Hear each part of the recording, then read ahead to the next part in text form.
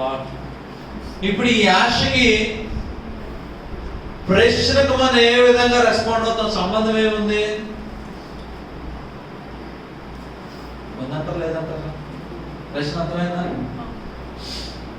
విశ్వాసపు కనులతో చూడడం గురించి ధ్యానం చేస్తూ ఆశ ఎంత ఉంటుందో అంతవరకు చూస్తామని గ్రహించగలిగాం. ఎంత ఉంటుంది? ఆశ ఎంత ఉందో అంతవరకు మాత్రమే చూడగలుగుతారని గ్రహించాం.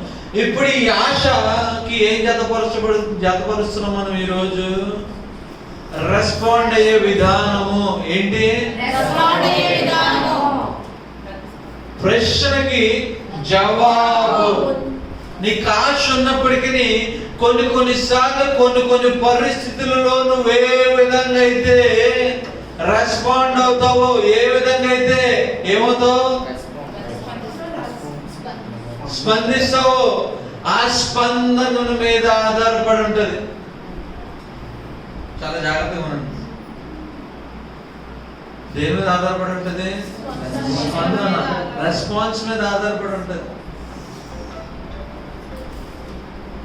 ఒకే ప్రశ్న 2 రకాల జవాబులు పొందుకున్నారు. దేన్ని బట్టి? ప్రశ్న అడిగే వాని యొక్క దీన్ని బట్టి. ఇప్పుడు జాగ్రత్తగా చూడండి. నీకు ఆశ ఉంది, ఆశతో ప్రభువుని నువ్వు అడుగుతున్నావు. అయితే ప్రభు దగ్గర నుండి నువ్వు పొందుకోవాల్సిన జవాబును పొందుకోవాలంటే ఇప్పుడు నువ్వు ఏం కలిగి ఉండాలి? సరైన విధానములో ఏమవ్వాలి? రెస్పాండ్ అవ్వాలి. ఏమవ్వాలి? ఏం చేయాలి? ఇంకా అర్థం కదా? మళ్ళీ చెప్తాను, జాగ్రత్తగా ఉండండి. ప్రభు దగ్గర నుండి నువ్వు ఆశ కలుగు. ఓకే, మత్తయి సువార్త 9వ అధ్యాయం. గత వారం వాక్యం తీద్దాం.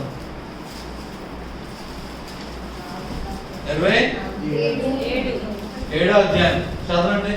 యేసు అక్కడ నుండి వెళ్ళుచుండగా 2 గుడ్డివారు ఆయన వెంట వచ్చి, దావీదు కుమారుడా, మమ్మను కనికరించుమని కేకలు వేసిరి.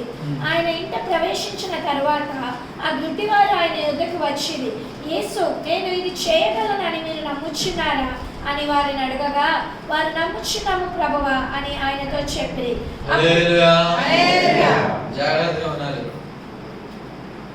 అప్పుడు ఆయన వారి కన్నులు ముట్టి, మీ నమ్మిక చొప్పున మీకు కలుగును గాక అని చెప్పినంతలో వారి కన్నులు తెరవబడెను. ఇప్పుడు చదవబడిన వాక్య భాగంలో ఎదురు గుడ్డలే. ఎదురు ఏంటి చెప్పాలి? Hello hello. ప్రభువుని ఏమని అడిగారు? అయ్యా ఏమని అడిగారు? వాళ్ళు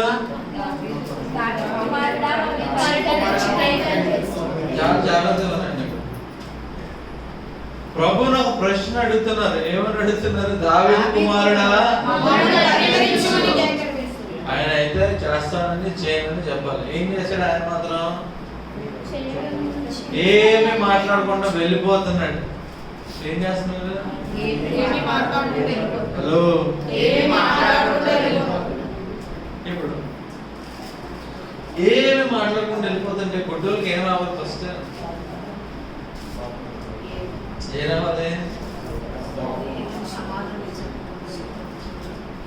2 రావాలి ఫస్ట్. ఒకటి, ఈయనకి మన స్వరం వినిపించలేదేమో. నెక్స్ట్ ఇంకా రావాలి, లేదంటే మనల్ని బాగు చేయడం ఆయనకి ఇష్టం లేదేమో. ఈ 2 తప్ప ఇంకేమైనా వస్తాయా? చెప్పండి. అసలే గుడ్డోళ్ళు మన స్వరము రెండవది ఈ రెండిటిని పక్కన పెట్టి ప్రశ్నకు జవాబు రాకపోయినను స్పందించడాన్ని పక్కన పెట్టి వాళ్ళు మాత్రం ఒకటి చేశారు. ఏం చేశారు? వెంబడించారు. వాళ్ళ యొక్క స్పందన ఎలా ఉంది? ప్రశ్నకు జవాబు రాకపోయినను వాళ్ళ ఆశలో మార్పు రాలే, ఇరిటేట్ అవ్వలే. గుడ్డోళ్ళని పిలుస్తున్నావు, కనికరించలేదు అని చిరాకు పడ్డారా? కోపగించుకున్నారా? ప్రభుని విడిచిపెట్టడం, వెంబడించడం విడిచిపెట్టేశారా? ఆ స్పందనలో ఏ మార్పు రాలే. ప్రశ్న అడిగినప్పటికీ జవాబు పొందుకోలేనప్పటికీ స్టిల్ ఏం చేశారు? చెప్పాలి. ఆశలో ఇప్పుడు ఆ ప్రవర్తన ఎలా ఉన్నది? ఎలా ఉంది? ఎలా ఉంది? క్వశ్చన్ కాదు, తర్వాత చెప్తాం. వాక్యం అంతా వింత మీరే చెప్తారు, ఆగండి. ఓకే, ఆ స్పందన ఒక రీతిగా ఉన్నది. ఆ రీతి ఏంటో ఈరోజు మెసేజ్ మనం చూడబోతున్నాం. అది ఆశ తీర్చబడలే. ఇమ్మీడియట్ గా ప్రభు ఎవరైనా వాళ్ళు అప్పటిదాకా ఏమన్నారో తెలుసా? అరే ప్రభు దగ్గరికి గుడ్డోళ్ళు వెళ్ళారు, తీసుకెళ్ళారు. వెంటనే నీ చేయగలరా? ఓకే, నువ్వు స్వస్థపరుస్తావు. అమ్మా నీ పాప క్షమించబడి ఇంకెప్పుడు చేయకు అని రోగాల్లో అద్భుత రీతిగా ఉన్నపాటిగా ఏం చేశాడు? ఆయన కార్యము చేసి స్వస్థతని ఇచ్చారని విన్నారు. కానీ ఆయన జీవితాలలో వచ్చేసరికి ఇమీడియట్ గా రెస్పాన్స్ రాలే, ఇమీడియట్ గా ప్రశ్నకు జవాబు రాలేదు. వచ్చిందా? హలో, రాకపోవడం సైతం ఇంకేం చేస్తాడు? నేను వెళ్ళిపోతున్నాడు అంట. ఏం చేస్తున్నాడు? చూసిన వాళ్ళకి ఎలా ఉండొచ్చు, మళ్ళీ చూపలేదు కదా. చూసిన అరే ఇదేంటి ప్రభు ఇన్ని అద్భుతాలు చేశాడు, ఈ ఎదురు గుడ్డలు ఏం అద్భుతం చేయట్లేదు, ఏంటి ఎస్కేప్ అయిపోతున్నాడు చెప్పకుండా, ఈయన విడిపించుకోవాలనుకుంటున్నాడు. ఈ అద్భుతం ఏం చేయలేడేమో. ఈ ఇద్దరు గుడ్డలు మాత్రం ఈ మనసులో ఏం నొప్పించుకోలేదు. ఈయనేంటి వెళ్ళిపోతున్నాడు? ఎంత దాకా వెళ్ళిపోయాడు? ఇంట ప్రవేశించనంత వరకు వెళ్ళిపోయాడు. హలో హలో, ఎక్కడ కోపగించుకోలేదు, చిన్నపుచ్చుకోలేదు, చిరాకు పడలేదు, వెంబడిస్తూనే ఉంటాం. ప్రశ్న సంధించబడిన తర్వాత జవాబు రాకపోయినను ఏమైపోయింది? చెప్పాలి గట్టిగా, చెప్పాలి గట్టిగా. మీకు ఇంకొక సన్నివేశం చూపించాలని ఆశపడుతున్నాను. అదే మత్తయి సువార్త 15వ అధ్యాయం 21వ వచనం నుండి చదువుదాం. మత్తయి సువార్త 15వ అధ్యాయం, Matthew chapter 15 verse 21. Page number చెప్పమ్మా. 16 పేజ్ నంబర్. కొత్త నిబంధనలో 16. యేసు అక్కడ నుండి బయలుదేరి తూరు సీదోనుల ప్రాంతములకు వెళ్ళగా, ఇదిగో ఆ ప్రాంతముల నుండి కానాను స్త్రీ ఒకతే వచ్చి, ప్రభువా, దావీదు కుమారుడా, నన్ను కరుణింపుము, నా కుమార్తె దెయ్యము పట్టి బహు బాధపడుచున్నదని కేకలు వేసెను. అందుకైన ఆమెతో ఒక మాట ఆయనను చెప్పలేదు. అప్పుడు ఆయన శిష్యులు వచ్చి, ఈమె మన వెంబడి వచ్చి కేకలు వేయుచున్నది కనుక ఈమెను పంపివేయమని ఆయనను వేడుకొనగా, ఆయన ఇశ్రాయేలు ఇంటి వారై నశించిన గొర్రెల యొద్దకే గాని మరి ఎవరి యొద్దకును నేను పంపబడలేనెను.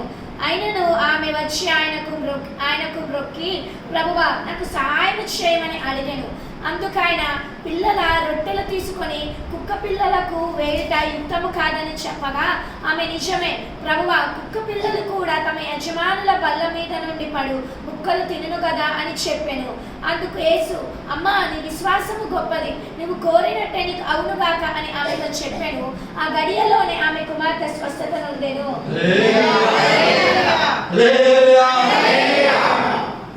ఇప్పుడు ఇంకొక పారాగ్రాఫ్ చెప్పండి. ఇంకొక ప్యాసేజ్ ఏం రాయబడి ఉంది ఇక్కడ? మళ్ళీ ప్రభు దగ్గరికి ఏ స్త్రీ వచ్చింది? కానాను స్త్రీ వచ్చింది. వచ్చి ఏమడుగుతుంది? ఈసారి అయ్యా, నా కుమార్తెకి ఏం పట్టింది? పట్టిందయ్యా, నాకు నీ సహాయం కావాలండి. ఈసారి ఏం చేస్తున్నాడు? మళ్ళీ ఏం మాట్లాడకుండా మళ్ళీ హలో చెప్పాలి గట్టిగా. చదవండి సార్, అక్కడ రాసి ఉంది.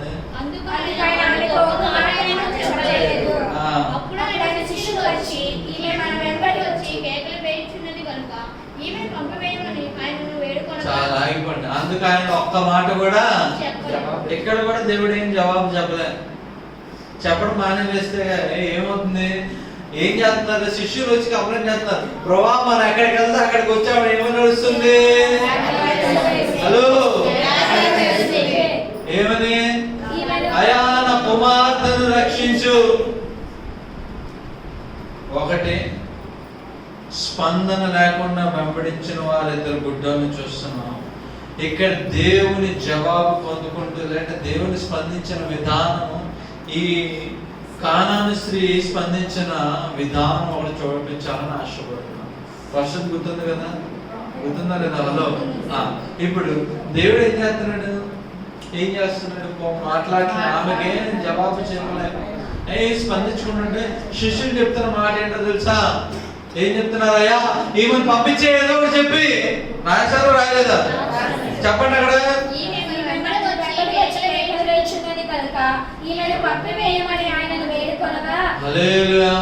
ఏం చేస్తున్నారు ప్రభా? నువ్వు ఈమెను పంపించే, ఊరికి మన వెంబడి వచ్చి ఏం చేస్తుంది? ఊరికి వచ్చి క్యారెక్టర్లు వేయించున్నది, ఊరికి అరుస్తుంది ప్రభా, మన వెంకాతలు వచ్చేస్తుంది, న్యూసెన్స్ లో ఉంది. నువ్వు చెప్పి పంపించే. ఏం చేయమంటున్నారు? స్వస్థపరచమని అంటలే, కార్యం చేయమని అంటలే, నువ్వు పంపించే. ఏదో ఒకటి చేసిన ముందు పంపించే. ఏం చేసి పంపించంట? ఇంకొకసారి మా నాన్నగారు వెంబడించకూడదు. ఆవిడ ఏం చేస్తా వచ్చాయి మాత్రం ఏం చేయాలి? జాగ్రత్తగా. శిష్యులు ఏం చేస్తున్నారు? పంపించేయమంటున్నారు. అంటే శిష్యులు ఆమె పదే పదే అరుస్తుంటే దేనికి గురవుతున్నారు? ఇరిటేషన్ గురవుతున్నారు, దేనికి? చిరాకు గురవుతున్నారు. ఇదేంటి అక్కడికి వెళ్తే అక్కడ ఊరికి ఇదే గోల, మాకు ప్రశాంతం లేదా? నేనేం మాట్లాడట్లేదు కదా, నీకు అర్థమైంది కదమ్మా, వెళ్ళిపోవచ్చు కదా, ఇంకెందుకు వెంబడిస్తున్నావు, ఇంకెందుకు అడుగుతున్నావు? లేదు ఇంకా వస్తుంది. ఆఖరి ప్రభు దగ్గర కూడా వచ్చేయమన్నారు, అయ్యా పంపించే. అప్పుడు ప్రభు చెప్పాను, ప్రభు స్పందించిన విధానం చూడండి. ఆయన ఇశ్రాయేలు ఇంటి వారై నశించిన గొర్రెల యొద్దకే గాని మరి ఎవరి యొద్దకును నేను పంపబడలేదనెను. అయినను ఆమె వచ్చి ఆయనకు మొక్కి, ప్రభువా నాకు సహాయం చేయమని అడిగాను. అందుకు ఆయన పిల్లల రొట్టె. ప్రభు ఏం చెప్తున్నాడు ఇప్పుడు ఆమెకి? అమ్మా నేను చెప్పాలి గట్టిగా,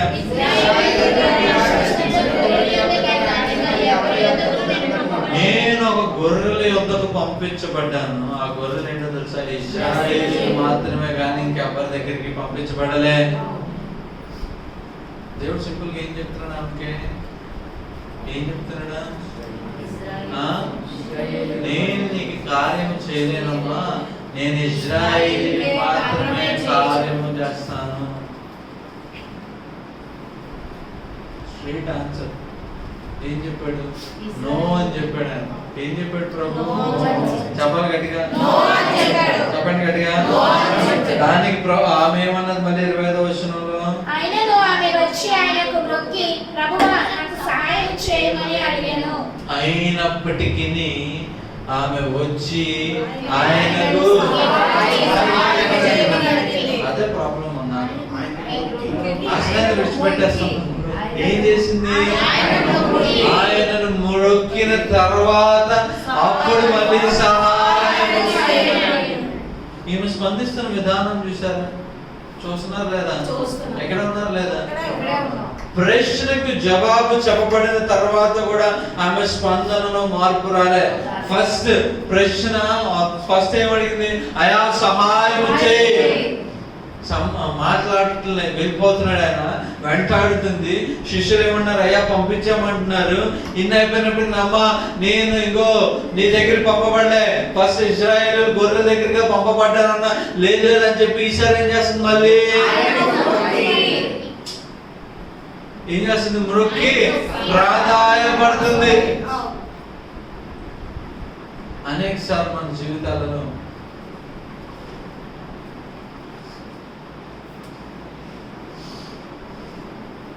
రెండు సార్లు అడుగుతాం, మూడోసారి అడుగుతాం, నాలుగోసారి ఏం చేస్తాం? విడిచిపెట్టాం. మా నాన్న ఎంతారా బాబు, ఎప్పుడు పాంట ఎప్పుడైనా స్టోరీ చెప్తారని చెప్పి, ఏం చెప్తారని చెప్పి మా నాన్న ఏం చేయడం ఎప్పుడైనా అక్కడికి వెళ్ళి అక్కడికి వెళ్ళి అంటాడు. ఏం మాత్రం విడిచిపెట్టాలి.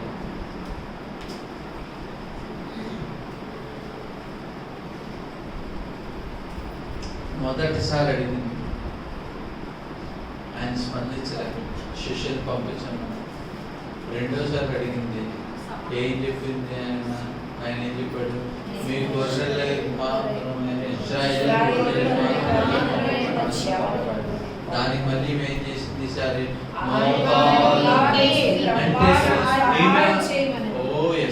ఈమె అడుగుతున్నప్పుడల్లా ఏం చేస్తుంది? ఆయన స్పందిస్తున్నప్పుడల్లా తన యొక్క స్థితిని ఏం చేస్తుంది? ఏం చేస్తుంది? ఒక లెవెల్గా అడిగింది, నెక్స్ట్ దాని కింద లెవెల్కి వచ్చింది, నెక్స్ట్ కింద లెవెల్కి వచ్చింది. ఏం చేస్తున్నది? గర్వం చూపించటంలే, కోపం ఇచ్చుకోవటంలే, లేదంటే చిరాకు పడటంలే, లేదు ఇంకను నేను తగ్గించుకోవాల్సినది ఒకటి ఉన్నది.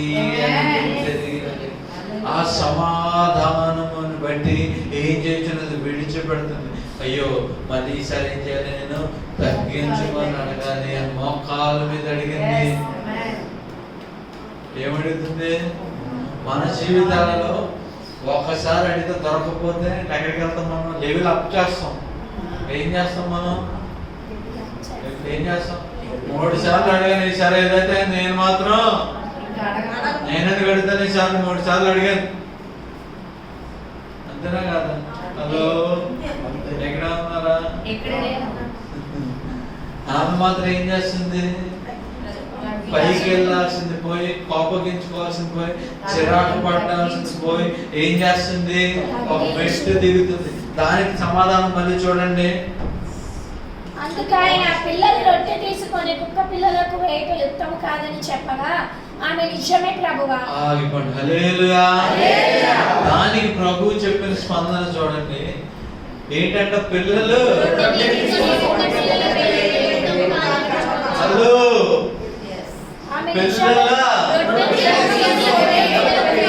హలో ఇప్పుడు దేనితో కూర్చోడైనా ఒక ఉపమానంగా సమాధానం చెప్తున్నాడు. ఏం చెప్తున్నాడు? అమ్మా రొట్టె పిల్లలు తినాల్సిన కుక్క పిల్లకి ఇవ్వకూడదమ్మా.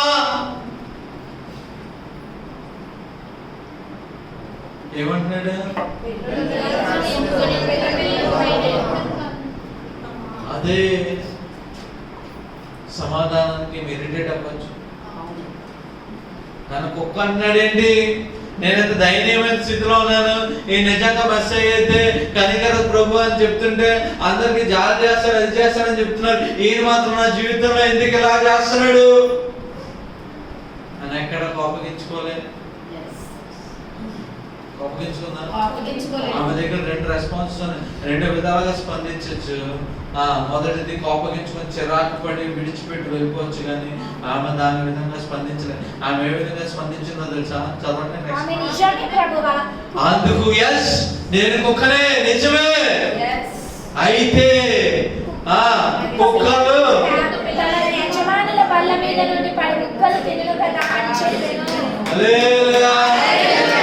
అయితే నువ్వు నిజమే, కరెక్టే.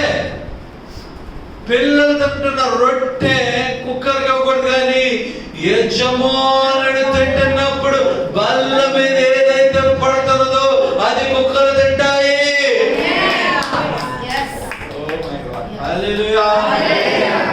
ఆమె ఏం చేస్తుందో తెలుసా? ఏం చేస్తుంది? ఎస్ నువ్వు కుక్కర్ అన్నావా?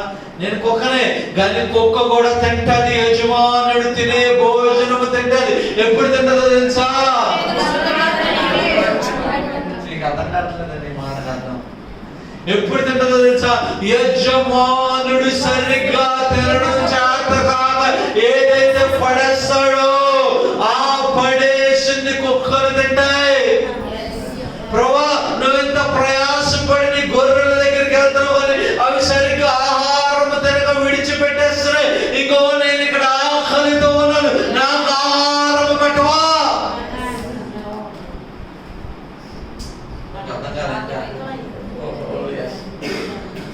ఏంటంట? ఓకే, ఈ విధంగా చెప్తాను. ఇప్పుడు యజమానుడు ఒక పిల్లలు సరిగ్గా ఆహారం తింటే కింద ఏమైనా పడుతుందా? చెప్పండి గట్టిగా. సరే, ఏమైనా మిగిలిపోతుందా? చెప్పాలి గట్టిగా. అప్పుడు కుక్కలు కావాలి పడతారా? చెప్పండి గట్టిగా. సో ఇప్పుడు ఏం చెప్తుంది ఏమే, ఇంకో అయ్యా ఏం స్పందించిన దాంట్లో తీరు చూడండి. ఎస్, కుక్క అయినప్పటికీ యజమానుని పిల్లలు సరిగ్గా తినకపోతే రాయబడదు అక్కడ. మరి ఏం రాయబడదు అక్కడ? యజమాని చెప్పాలి గట్టిగా. ఎక్కడి నుంచి పడుతున్నాయి? ఎందుకు పడుతున్నాయి? తినడం చేత కాక పడేస్తున్నవన్నీ కుక్కలు తింటాయి.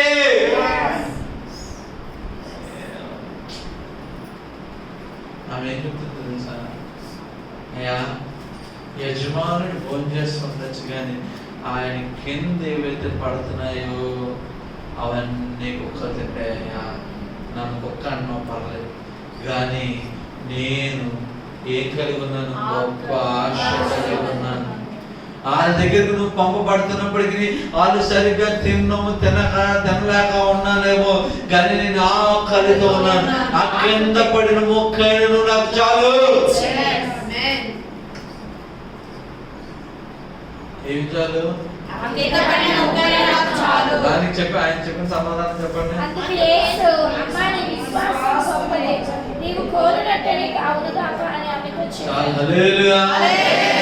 అందుకు యేసు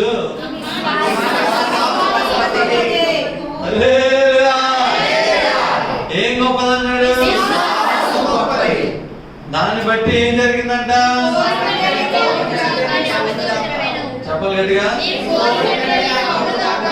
నువ్వేదైతే ఆశపడుతున్నావు అదే జరుగుతుంది. ఇప్పుడు జాగ్రత్తగా ఏమనండి, ఏం గొప్పదన్నాడు ఆయన? ఈ విశ్వాసము గొప్పదని చెప్పుటకు ఆమె ఏం చేసింది? స్పందించింది. దేనికి? ప్రశ్నలకు స్పందించింది. హలో, ఇంకేమైనా చేసిందామా?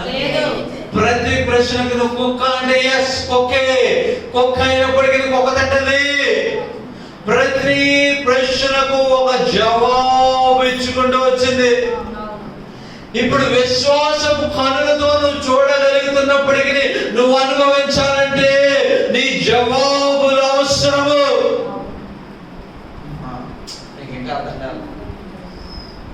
ఆమె చూస్తుంది, కళ్ళెత్తుగా అద్భుతాలు చేయడం చూస్తుంది, కానీ అద్భుతము ప్రభు ఆమె జీవితంలో చేయడానికి ఏమి పనికొచ్చింది?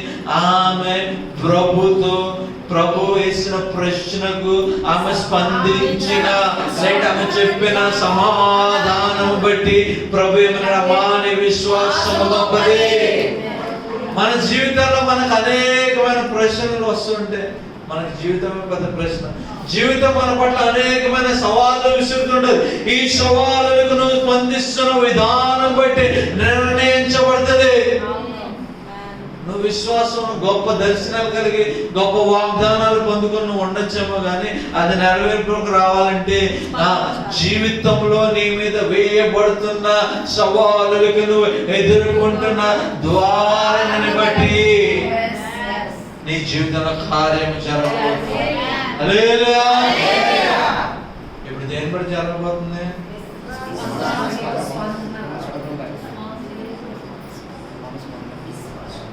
నువ్వు స్పందించే దాన్ని బట్టి. అయితే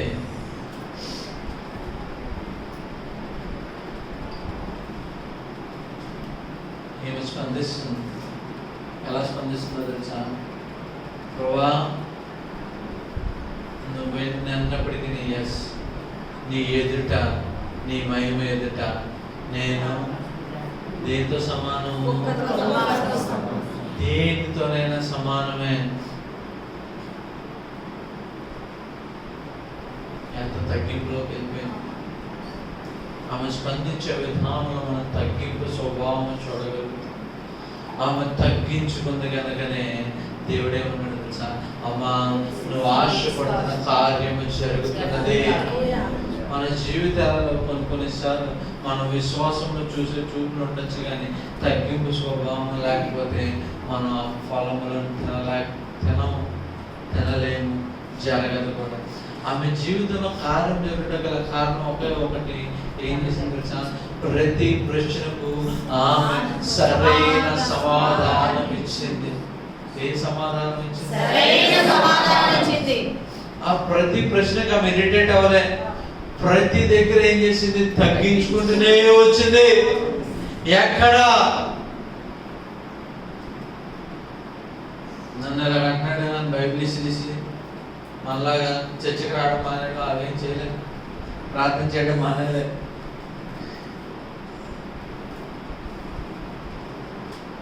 ఏం చేసింది? ప్రతి దానికి సరైన ప్రభా, అవును ప్రభా,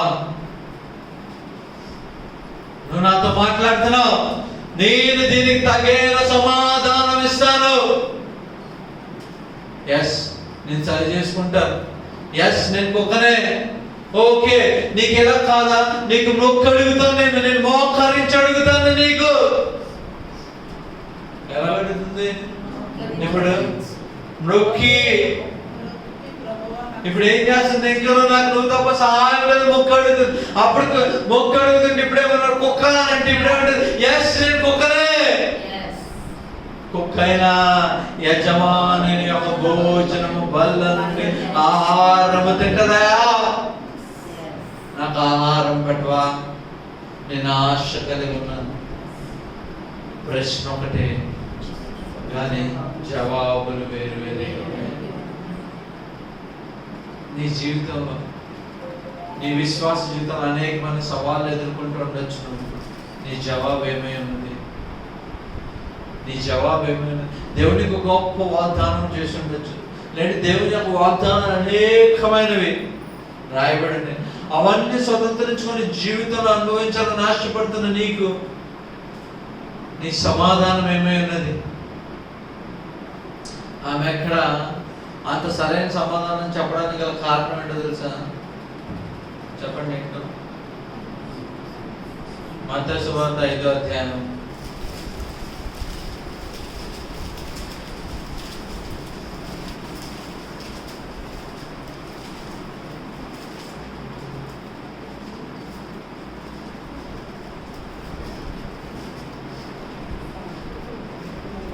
మత్తయి సువార్త 5వ అధ్యాయం తీసారా?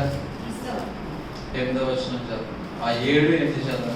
కనికరం గలవారు ధన్యులు, వారు కనికరము పొందుదురు. హృదయ శుద్ధి గలవారు ధన్యులు, వారు దేవుని చూచెదరు. హల్లెలూయా. కనికరము గలవారు ధన్యులు, వారు కనికరము పొందుదురు. ఏం పొందుతారంట? నెక్స్ట్, హృదయ శుద్ధి గలవారు ధన్యులు, వారు దేవుని చూచెదరు. హృదయ శుద్ధి గలవారు ధన్యులు, వారు దేవుని చూచెదరు. ఆమె హృదయంలో ఏముందో తెలుసా? She is of a pure heart. ఆమె హృదయంలో ఏమీ లేదు. అందుకే ఏం చేసింది? దేవుడు ప్రతి ప్రశ్నకి ఏం చేస్తుంది? తగ్గించుకుంటూనే ఉంది. నీ హృదయంలో ఎప్పుడైతే నువ్వు ఏమి ఉండదో, నీకు ఎవరేం మాట్లాడినా, ఎవరేం చేసినా సరే ఏం చేస్తావు? నువ్వు దానిని విడిచి పెడతావు. దానికి నువ్వు స్పందించవు. వాళ్ళు అనుకుంటున్నట్టు స్పందించవు. కానీ దేవుని వాక్యం నీలో ఉన్నందువల్ల దేవుని వాక్యానుసారంగా స్పందించబోతున్నాను. హల్లెలూయా. ఉదాహరణకి ఆమె కుక్క అనగానే ఏంటి, నన్ను కుక్క అంటాడని విడిచి వెళ్ళిపోతే ఆమె కుమార్తెకి స్వస్థత వచ్చారా? ఆమె కుమార్తెకి స్వస్థత వచ్చారా? ఏమన్నది? ఆమె అడిగింది, మొక్కు అడిగింది. నెక్స్ట్ ఏమైపోయింది? లాస్ట్కి ఏమైపోయింది? నువ్వేదన్నా పర్లేదు ప్రభా, ఎస్, నువ్వేం చెప్పినా కరెక్టే, ఎందుకంటే నా స్థితిగతి అటువంటిది. అయినప్పటికీ ఇటువంటి నన్ను నువ్వు మార్చగల సమర్థుడు చూస్తున్నాను. ఆమె చెప్పిన సమాధానం అంటే తెలుసా? నేనంత దయనీయమైన స్థితిలో ఉన్నప్పటికీ మార్చగల వాడివి నీవు, సమర్థుడివి. నేను కుక్కని అన్ను అంటున్నావు. ఎస్, నేను అంతకంటే దయనీయమైన ఇటువంటి కుక్కను కూడా పోషించేది నువ్వే. ఎందుకు? నేను దయనీయమైన స్థితిలో ఉన్నాను, కానీ ఈ స్థితి నుండి బయటికి తీసుకొచ్చి వాడు నీవే. నా ప్రతి పరిస్థితి నుండి నన్ను కాపాడు వాడు నీవే. సరెండర్ చేస్తున్నా ప్రభుకి. కుక్కలు పెరుగుతున్నాయి. కుక్కలు ఎలా పెరుగుతున్నాయి తెలుసా? యజమానుడు బల్ల మీద పడుతున్నదా అవి తిని బతుకుతున్నాయా? నేను కూడా నువ్వు పెట్టేది తిని బతకాలని ఆశపడుతున్నాను అని అంటుంది. అందుకే అన్నాడు ఆయన మాట్లాడుకున్నా, ఇంకా నో మోర్ డిస్కషన్. ఏమన్నాడు ఆయన? ఏమన్నాడు? చాలా మా నేను నీకు పెట్టిన పరిస్థితి చాలు, ఇంకా నేను పెట్టను, నీ విశ్వాసం గొప్పదిగా నిశ్చయంగా చేయాలి. ఇప్పుడు ప్రశ్న అడిగిన దానికి సమాధానాలు అనేకం ఉండొచ్చు, కానీ ఆమె ఏమించుకుంది? అడుగుతున్న వారిని బట్టి సమాధానం. ప్రభు అడుగుతున్నాడు కనుక, అడుగుతున్న వారంటే ఆయన సమస్తము చేయగలనని గుర్తించింది కనుక తగ్గించుకోవడం ప్రారంభించింది. అదే నువ్వు దేవుడు సమస్తము చేయగలవాడు అని నువ్వు గుర్తెరిగినప్పుడు నువ్వు కూడా ఏం చేస్తావు?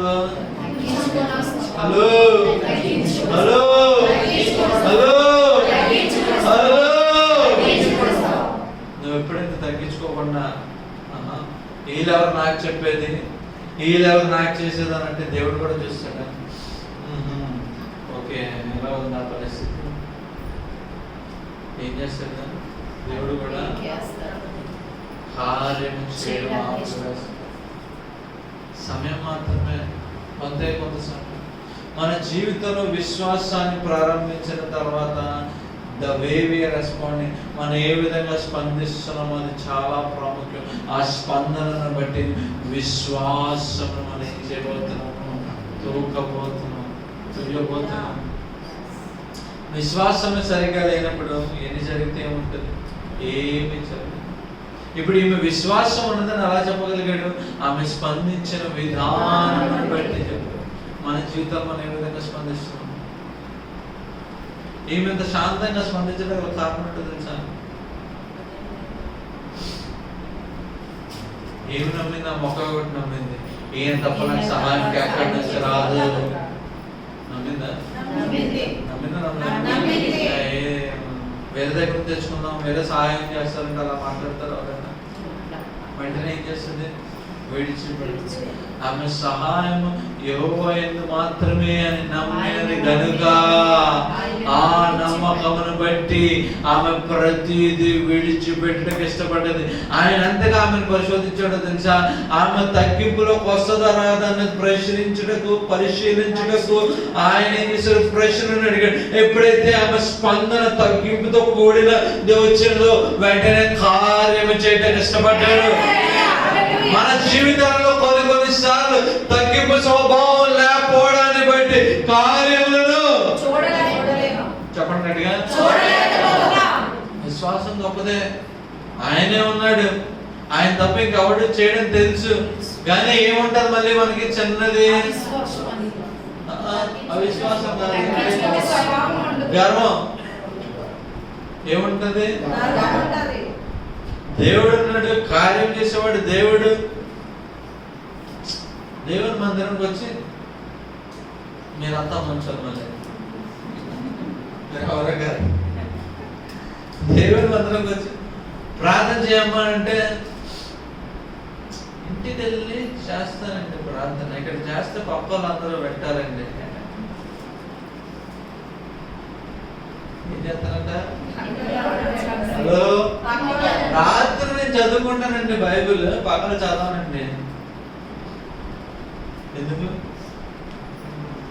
దేవుడు ఒక్కడే అని తెలుసు, కానీ జీవితంలో స్పందించే విధానం సరే. దేవుడు ఇక్కడ ప్రార్థన చేసి ఒప్పుకో అంటే లేదని నాకు అన్ని చూసి పక్కలు తెచ్చేస్తారంట. పక్కలు తెచ్చేసి దేవుడు చూస్తున్నాడయ్యా, దేవుడు ఉన్నాడయ్యా, ఇక్కడ చెప్పింది మాట్లాడి వీడియో వినిచిపెట్టి వెళ్ళయ్యా అని అంటే లేదా దేని కొరకు ప్రయాసం? ఇప్పుడు అలాగే మన పరిస్థితి. నేను మనకు ఒక్కంట మనం లెగిసి వెళ్ళిపోలే. ఆమె ఏమన్నది? లోబడ్డది. ఏమన్నది? దేనికి లోపడదు? ఒక్కంట కుక్కని అనిపించుకోవడం లోపడ్డదా? దేనికి లోపడదు తెలుసా? ఆయన ఒక్కడే కార్యం చేయగలిగిన విశ్వాసముకు లోబడ్డది. నువ్వేమంటే అనుకోగానే నా పరిస్థితి ఇదే. ఆయన కఠినమైన మాటలలో తగ్గింపుకు లోబడిందా? తగ్గింపు స్వభావం నడుచుకున్నట్టు లోబడ్డది. కొన్నిసార్లు దేవుడు కొన్ని పనులు చేయమంటే మనకి ఆలోచన చెప్పడానికి రాత్రి చేస్తాంలే, అలా కాదు నాన్న, పొద్దున్నే చదువు, అలాగే చెప్తావులే. నువ్వు ముందు చదవవా? చదివితే నీ జీవితంలో కార్యం జరిగింది. ఇన్ని సంవత్సరాలు 40 సంవత్సరాల నుంచి మళ్ళీ నువ్వు సీనియర్ నాకు చెప్తున్నా, క్రికెట్ ఆడుకొని చదువుకుంటానులే. ఏంటంటే 40 సంవత్సరాల నుంచి నువ్వు చదవమని నీ జీవితంలో. హలో, ఆమె గుర్తుపెట్టుకోండి ఒక మాట, చాలా జాగ్రత్తగా అండర్లైన్ చేసుకోండి. ఆమె కార్యము ప్రభు మాత్రమే చేస్తాడని నమ్మి మన జీవితాలలో మనం ఎలా ఉంటుందో తెలుసా? క్రికెట్ ఆడిన తర్వాత బైబిల్ చదువుతాను అంటే ఎందుకు? ఆయన కార్యము చేస్తాడని నువ్వు గుర్తు ఎరగవు గనక మన మాటలు, మనం మాట్లాడే లేదా మనం స్పందించే స్వభావం మారిపోతుంది. ఏ ఆధారము లేదు నీకు, అదే ఆధారం ఎలా స్పందిస్తావు? చీపు అన్నా సరే ఏం చేస్తావు? తుడుచుకొని ఏం చేస్తావు?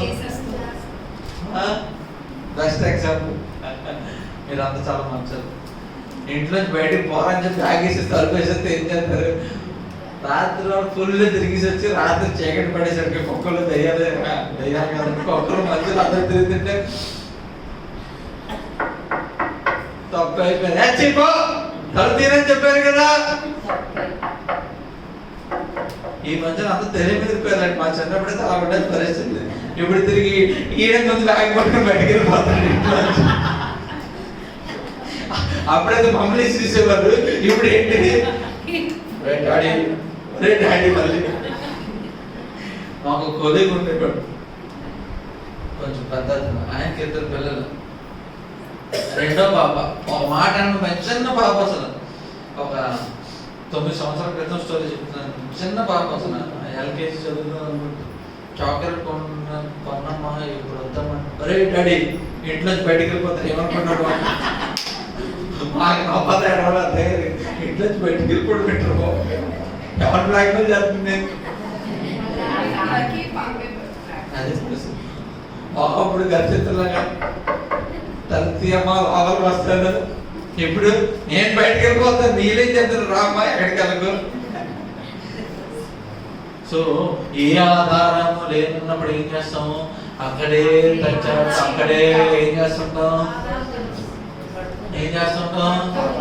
అమ్మా భయం వస్తుందమ్మా, చీకటి అయిపోతుందమ్మా, తలుపుతారేమమ్మా, అమ్మ కుక్కలు వస్తున్నాయమ్మా, అమ్మ నక్క వస్తుందమ్మా, అమ్మ కూర్చోటి వస్తున్నాడమ్మా.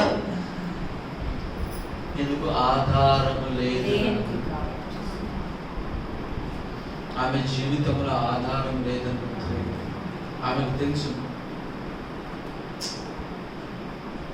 ఈ శ్రమ నుండి, దీని నుండి విడిపించువాడి ఒక్కడే. ఎందుకంటే అంత ఎంత బాధపడుతున్నా అనారోగ్యం కదా.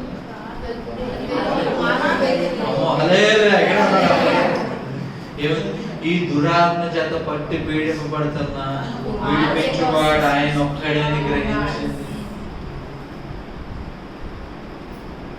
ఈ సమస్యకు పరిష్కారం ఆయన ఒక్కడే అని గ్రహించి, అందుకే ఆయన ముమ్మారు కాదన్నప్పటికీ ఏం చేస్తుంది? ప్రాధాయపడుతుంది. మన జీవితాలలో కూడా ఆయన ఒక్కడే మనం గ్రహించినప్పుడు మనం ప్రాధాయపడడం ద్వారా అనేకమైన కార్యాలను మనం చూడబోతున్నాం. మన జీవితంలో మన విశ్వాసం ఎలా ఉంటుందో తెలుసా?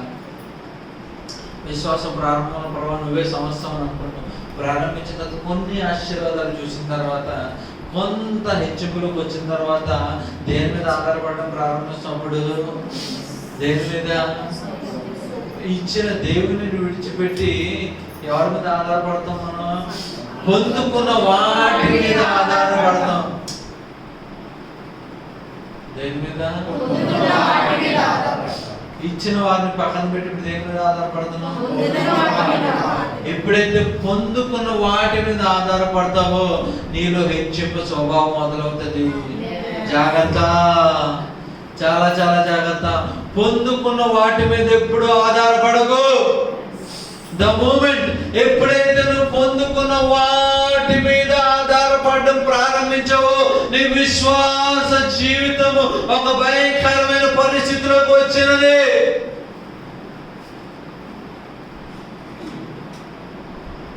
పొందుకునే వాటి మీద కాక ఇచ్చే వారి మీద ఆధారపడితే ఏ స్థితిలో అయినా నువ్వు తగ్గింపులోనే ఉంటావు. ఎందుకు ప్రతిసారి జ్ఞాపకం చేసుకుంటావు, ఇది ఆయన కృప వలనే, ఇది చెప్పాలి గట్టిగా. నీకు ఇంకా అర్థం కాలే కదా, మీకు ఈ విధంగా చెప్తాను, మీకు అర్థమవుతాను. నా ఓన్ ఎక్స్పీరియన్స్ చెప్తాను. నేను ఒక యూత్ కన్వెన్షన్కి వెళ్ళాను. దేనికి వెళ్ళాను? 3 రోజులు 4 రోజులు ఉంటుంది మొత్తం. వెళ్ళిన తర్వాత దేవుడు మాట్లాడుతుంటే నాకు అర్థమైంది, మనం ఎందుకు కృతజ్ఞత కలిగి ఉండాలని చెప్పి. ఎందుకు జాగ్రత్తగా ఉన్నాను. Why we need to. First ప్రశ్న, ఈ లోకంలో తల్లిదండ్రుల వల్ల వచ్చామన్నా కదా, తల్లిదండ్రులు ఎంత వచ్చిందని. నా తల్లిదండ్రులు నేను సెలెక్ట్ చేసుకున్నాను, చెప్పండి గట్టిగా. హలో, నా పరిస్థితులు నేను సెలెక్ట్ చేసుకున్నాను, నా స్థితిగతులు నేను సెలెక్ట్ చేసుకున్నాను. అన్ని దేంతో సెలెక్ట్ అయిపోయినాయి? ఆల్రెడీ సెలెక్ట్ చేయబడి పంపబడింది. ఎందుకు? నేను పెండంగా రూపపడక ముందే నేను ఎవ్రీథింగ్ ఆల్రెడీ ఏం చేయబడ్డది. సింపుల్ గా అదే, నేను ఒక మంచి తాగుబోతే ఇంట్లో పుట్టాను అనుకోండి, అనుభవించగల సుఖాలన్నీ, చెప్పండి గట్టిగా. లేదంటే నేను పుట్టిన తర్వాత నా తండ్రి మంచి టైంలో చనిపోయాడు అనుకోండి, అనుభవించగలనా? దేవుడు దాని తర్వాత. లేదంటే మీ తల్లిదండ్రులు ఇద్దరు కలిసి అక్కడ ఇద్దరు విడిపోయి నేను రోడ్డు మీద వదిలేస్తే ఎన్ని మంది లేరు? ఉన్నారా లేరా? చెప్పండి గట్టిగా. ఇవన్నీ కాక నిన్ను ఈ గృహములో పెట్టాలని నేను నిర్ణయించుకున్నందు మాత్రమే నువ్వు ఇక్కడ ఉన్నావు. చూడు, జాగ్రత్త. నువ్వు దేని కృతజ్ఞత కలిగి ఉండాలని అడుగుతున్నావు కదా, నేను నీకు చెప్తున్నాను. ఈ రోజు నువ్వు ఇలా నీ 2 కిడ్నీలు పనిచేసి ఉన్నందుకు కూడా నువ్వు కృతజ్ఞత కలిగి ఉండడమే. నువ్వు తిన్న దొరికించుకుంటున్నావు అంటే అది కృతజ్ఞత కలిగి ఉండడమే. ఎన్ని మంది పిల్లలు బయటికి వెళ్ళి వచ్చి పడిపోయి పెరాలసిస్ చెప్పి ఎప్పుడు మాట్లాడాలనుకుంటున్నారు? ఇది ఎన్నో సంవత్సరాల క్రితం, ఇప్పుడు కాదు. మాట్లాడి దాని నుంచి అర్థం చేసుకుంటుంది. ఓ ఎస్, మన జీవితంలో వాక్యాలు అందుకే మీరు ఊరికనే చదువుతారు. తలలో ఒక వెంట్రుక గురించి దేవుడు అంత కేర్ తీసుకుంటే ఇప్పుడు దేవుడు కృతజ్ఞతగా ఉండాలి. నువ్వు బండి మీద ర్యాష్ డ్రైవింగ్ అప్పుడు మనంతా మీరు ఎవరు చేయమని కాదు, నవ్వుతారంటే